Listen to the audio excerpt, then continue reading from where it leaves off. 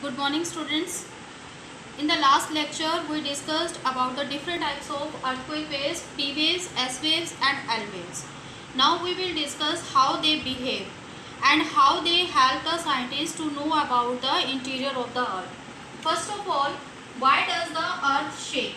Earth जो है वो उसमें shaking क्यों होती है? This is due to the fault. Fault के कारण जो है इसमें अर्थ में क्या होती है, शेकिंग होती है. We know that the earth is made of different plates.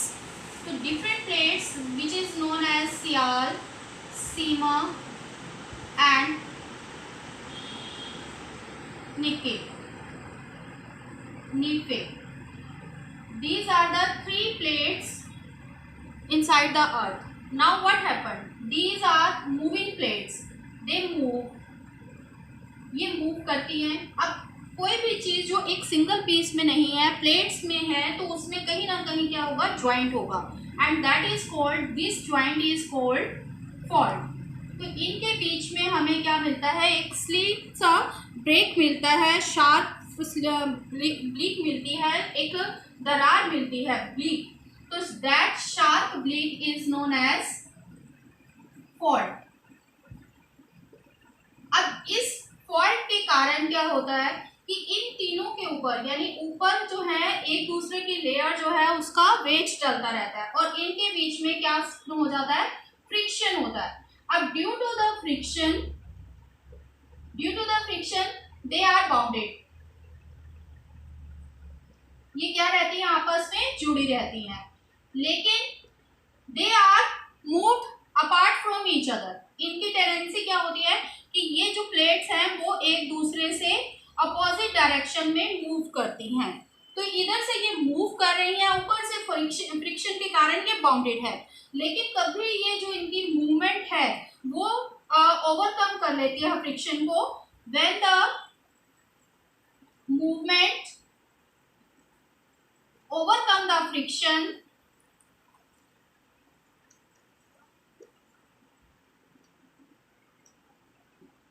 then they moved apart from each other.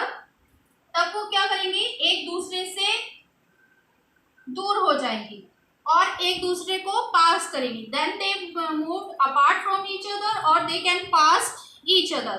इससे क्या होगा, जिससे क्या होगी कि जब वो अपनी जगह से हिलेगी तो अर्थ में क्या आएगी, शेकिंग होगी, and that is called earthquake. तो इस तरीके से क्या आता है, अर्थक्वेक्स आता है. Now what happened? Earthquake waves. अब जब फॉल्ट में से जब चीज जो है, क्योंकि यहाँ पर ये जो चीज है पहले बाउंडेड है आपस में, अब ये जैसे ही एक दूसरे से दूर होंगी तो इट मीन्स इनके बीच का जो ये बाउंड है वो लूज होगा, और लूज होने के कारण जो है ये यहाँ से क्या होगी, थोड़ी सी एनर्जी रिलीज होगी. क्या होगा, यहाँ से एनर्जी रिलीज होगी. एनर्जी रिलीज होने से क्या होगा कि ये एनर्जी जो है वो डिफरेंट डायरेक्शंस में मूव करती है. Now the second concept is earthquake waves.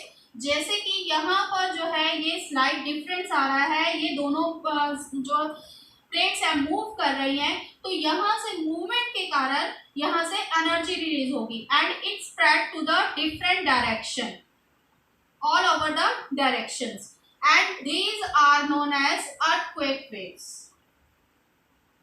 ये हमारी क्या कहलाती हैं, earthquake waves, यानी energy release during the fault और during the shaking, that is called earthquake waves. Earthquake waves occurs in the lithosphere which is near 200 kilometer thick. इसका जो हमें इम्पैक्ट दिखाई देता है वो लिथोस्फीयर में 200 किलोमीटर तक दिखाई देता है. अब जब एनर्जी रिलीज होती है उसे हम कैसे मेजर करते हैं, मैंने आपको कल बताया था कि हमारे पास एक इंस्ट्रूमेंट है that is known as seismograph. जो भी हमारे अर्थ प्रॉन एरियाज हैं, मेन जहां पर अर्थक्वेक्स आते हैं, तो वहां ये इंस्ट्रूमेंट जो है स्टैब्लिश किया जाता है. अब जैसे ही अर्थ में शेकिंग होगी तो इस सिस्मोग्राफ पर एक ड्रम टाइप टाइप होता है, इस ड्रम पर जो है वो रोलिंग पेपर होता है। अब जैसे ही अर्थ को एक जो ये एक बहुत ही सॉलिड बेस से अर्थ से जुड़ा होता है, तो जैसे ही हमारे अर्थ को शेकिंग होगी तो ये पेपर पर उसका ग्राफ बनना शुरू हो जाता है। अब इस ग्राफ से हमें पता लगता है कि वेव्स जो हैं वो आ रही हैं। तो these waves are recorded on the graph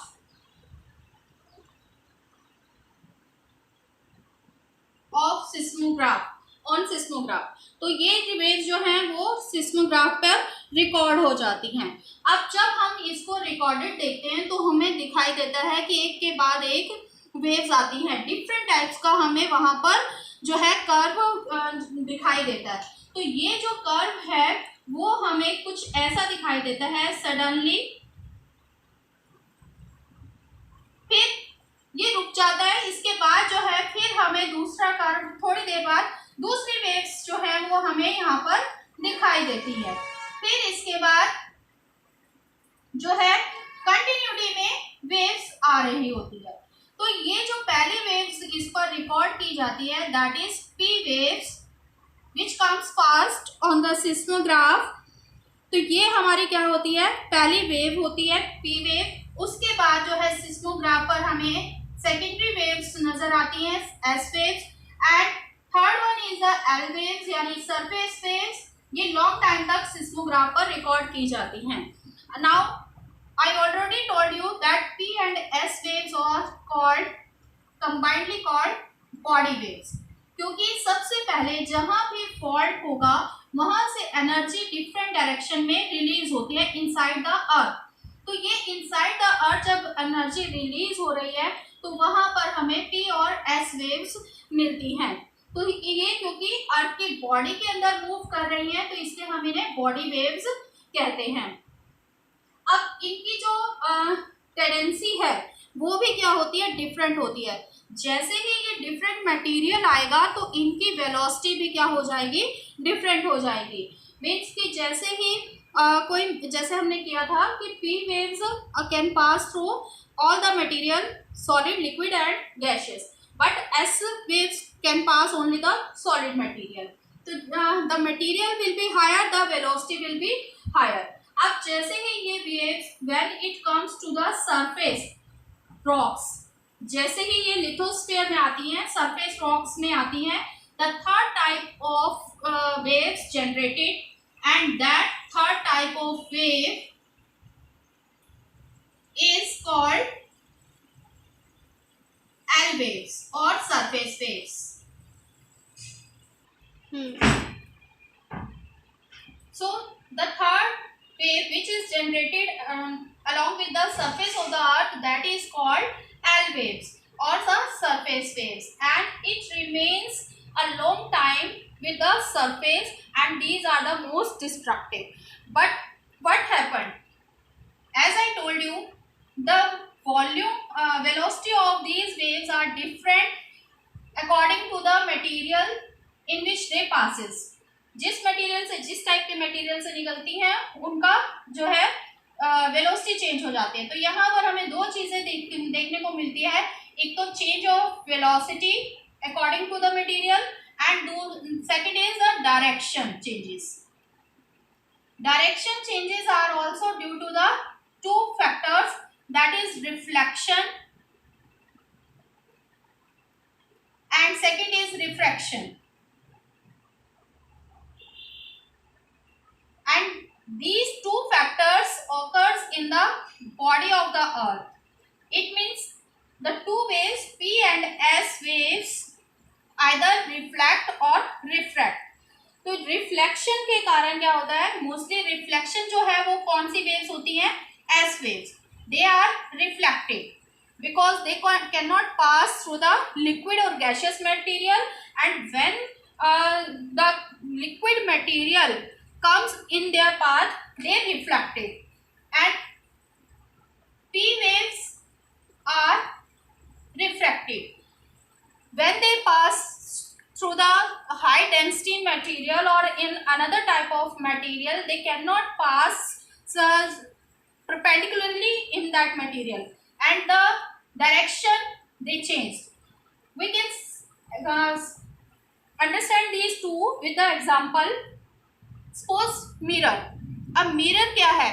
mirror में जब आप अपने आप को देखते हो तो आपकी रिफ्लेक्शन आती है, because that is ऑब्लिक्यू.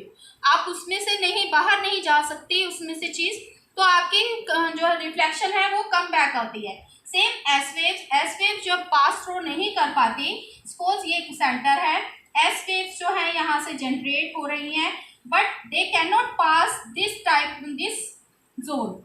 This zone cannot be passed by the S waves. They reflected. वो रिफ्लेक्ट हो जाती हैं, तो ये हमारी क्या है? रिफ्लेक्शन. अब P waves क्या है? दे रिफ्रैक्ट. रिफ्रैक्ट मीन्स जैसे कि आपका एक ग्लास ऑफ वाटर है, इसमें आपने कोई पेन डाला, पेन जो है पानी में जाएगा तो उसकी जो डायरेक्शन है वो रिफ्रैक्ट हो जाएगी, यानी वो हमें स्लाइट टेढ़ा दिखाई देगा, इंक्लाइंड वे में दिखाई देगा, बिल्कुल सीधा परपेंडिकुलर उसी शेप में नहीं दिखाई देगा. So they refract. That occurs inside the earth by the P waves. एक ऐसा जोन आता है जिसको हम आगे अभी पढ़ेंगे डिटेल में, कि एक ऐसा जोन आता है इनसाइड द अर्थ जब P waves उसमें से डायरेक्टली परपेंडिकुलरली पास थ्रू नहीं कर सकती और वो अपनी डायरेक्शन से क्या हो जाती हैं? डिस्प्लेस्ड हो जाती हैं. तो इसे हम क्या कहेंगे? Refraction.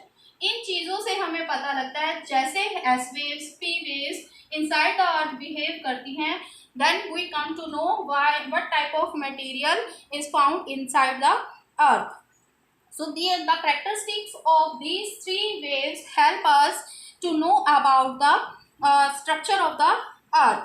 Now the surface waves are the last, which comes to the lithosphere or the surface of the earth, and they are considered as the most destructive waves. Now propagation of earthquake waves. Our third concept about the waves. We must know about the behavior of these three waves. Only then we can understand about the interior of the earth. So the third is propagation of earthquake waves. मैंने आपको कल last lecture में बताया था P waves, S waves and L waves. Okay, then P waves, S waves and L waves. The particles move differently in all the three waves. First of all, P waves. I told you that the particles move parallel to the waves. In P waves, suppose they move like this. ये एक दूसरे से दूर जा रहे हैं. They are moving apart from each other and they are closing up to one each other. Then this is called stretching. इससे क्या होगा कि सरफेस में स्ट्रेच आएगा जब एक चीज एक दूसरे से दूर होगी, और जब ये पास आएंगे पार्टिकल्स तब उससे क्या होगा? स्क्वीजिंग होगी. So it led to the stretching and squeezing in the P waves. The P waves leads to the stretching and squeezing. जैसे कि एक स्प्रिंग हमने लिया, स्प्रिंग को जब हम दोनों तरफ से प्रेस करते हैं, ऐसे प्रेस करेंगे तो वो क्या हो जाएगा? स्क्वीज हो जाता है. लेकिन जैसे ही हम अपने हाथों को उससे दूर करेंगे तो वो फिर से स्ट्रेचिंग फॉर्म में आ जाएगा. तो similarly P waves also behave like that, यानी particles behaving like that led to the stretching and squeezing in the surface of the earth. All the rest of the waves, three waves, यानी S waves, L waves is also of two types, Rayleigh and Love. So all the three waves behave like in a similar manners. The particles move in these waves perpendicular to the waves direction. इसमें जो particles हैं वो क्या करते हैं? Perpendicularly behave करते हैं, या तो पार्टिकल्स ऊपर जाएंगे या नीचे जाएंगे. अब जब पार्टिकल्स ऊपर जाएंगे तो वो सरफेस को क्या करेंगे? ऊपर की ओर पुश करेंगे. That called trough. अब जैसे ही पार्टिकल्स जो है वो नीचे जाएंगे तो ये सरफेस जो है वो क्या हो जाएगा? नीचे आ जाएगा, तो नीचे की ओर धंस जाएगा, थ्रस्टिंग होगी, तो इसको हम क्या कहेंगे? Crest.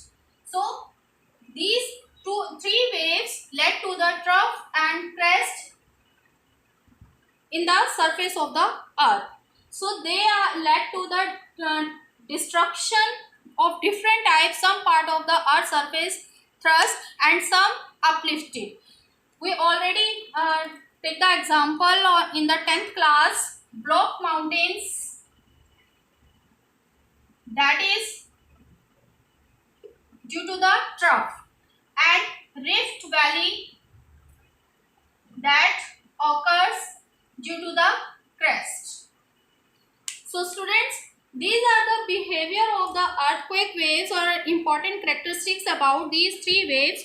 In the next lecture, we will discuss what is a shadow zone and how we come to know about the interior of the earth from the three waves, these three waves P, S and L.